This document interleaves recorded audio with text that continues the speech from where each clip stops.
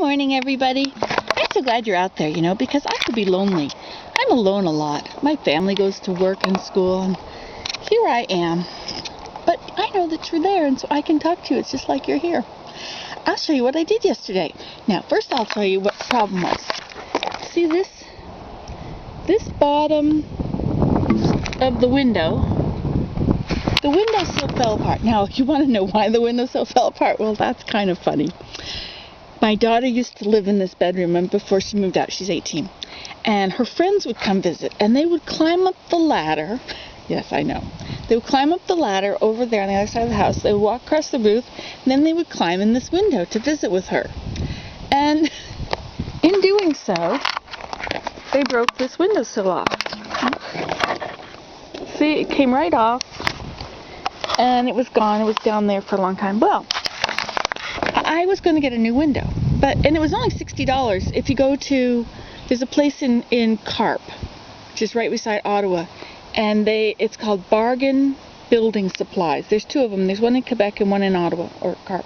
Anyway, it was $60 for a window that was 4 feet by 2 feet. And I was going to take all this window out and everything, but it's just, what if I do a bad job? What if I make us get cold every year from now on? So, instead, I went out and I bought a $6 bottle of foam insulation, I guess. So I put the foam insulation down in the bottom, underneath all this. See, there was a big hole here. The squirrels and stuff had been digging into this, and there was a huge hole here.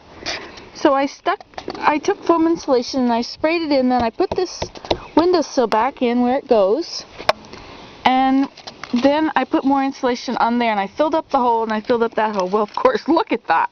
It expanded. But you can take a knife, and you can just cut it all off with a knife, so it's nice and level. So now, I don't have to replace this windowsill right away. I mean, if I'm going to sell the house, I suppose I have to change it. But I don't plan to sell this house because I want to live here forever. And I didn't do that silly mortgage crazy stuff where you buy a house that you can't afford and then try and make the payments and then the interest goes up. I didn't do that. So our house is almost paid off. Isn't that cool? Anyway, so I probably won't have to change this window unless I really want to. But so it's fixed. Isn't that cool?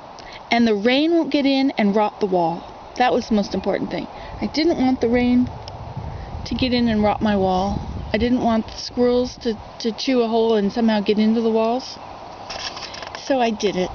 Aren't you proud of me? You can do this too. You can do it at home. Like my hat? I know it doesn't match my dress. Well, I just like this hat today and I thought I would wear it anyway. And I don't have a color that really goes with this dress. Anyway, so if you ever want to fix something that's got a hole in it, foam insulation will fill it up, and then you just cut it off with a knife, or you can use gloves on your hand and you can sort of smooth it as it's hardening. I was going to do that, but then I went away. I couldn't believe it got that big. That does a lot of expanding. I mean, I only did it level. This is all expanded since then.